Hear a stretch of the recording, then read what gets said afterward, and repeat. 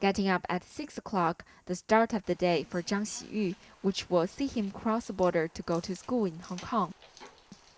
Only 30 minutes, but like 8,000 other Hong Kong school kids who are living in Shenzhen, it's a journey that goes across the border which separates Hong Kong from mainland China. Do you feel tired of going to school by train every day? No, I've become accustomed to it. What time do you get up every day? 5点多 About 吧 5 o'clock. Why do these Hong Kong kids live in Shenzhen? Why do they come to Hong Kong every day instead of attending schools nearby? Zhang Xiyu's father gave the answer. I think education in Hong Kong is better. Even many people from mainland are pursuing education in Hong Kong. As a hairstylist, Zhang Zhiqiang is a Hong Kong resident himself. He married Wang Jingdan, a girl from Liaoning in 1997, and then made his home in Shenzhen. There's almost no difference between living in Shenzhen and Hong Kong.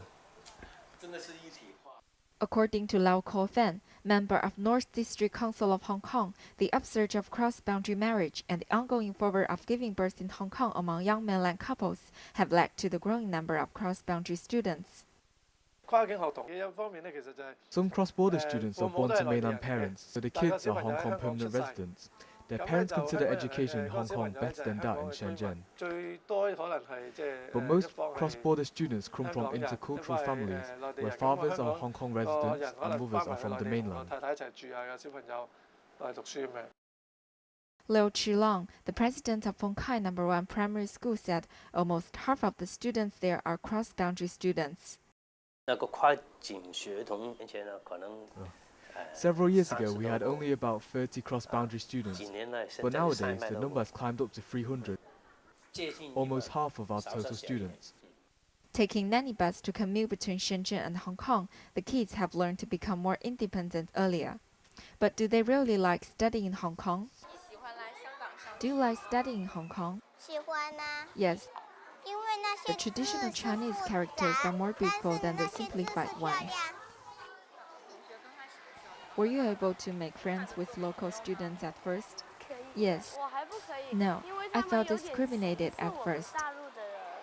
Local students thought we were different from them. But when we got familiar with each other, we became good friends.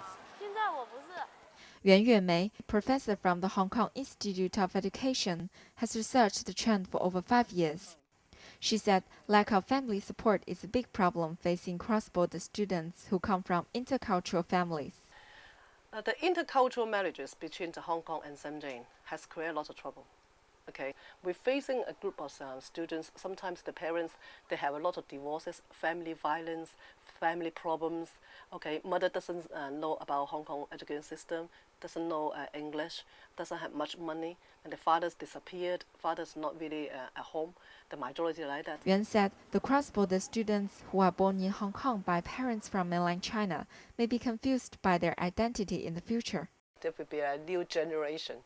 They know very little about mainland because the parents mostly they do not have much mainland education, and then secondly they do not know much Hong Kong culture either. The parents because they're from mainland, right? And then this young generation will have a kind of identity crisis. They do not know how to identify themselves with Hong Kong or mainland. Where's your home? China. Do you want to work in Hong Kong? No. Do you like to work in Shenzhen or Hong Kong? Both are good choices. I can earn money in Hong Kong and go shopping in Shenzhen. Though many cross-border students really enjoy their life and study very much, we should not neglect the problems and challenges facing them. As the number of cross-border students will keep going up in the following years, the government should come up with new policies to cope with this trend. GMNC, Hong Kong,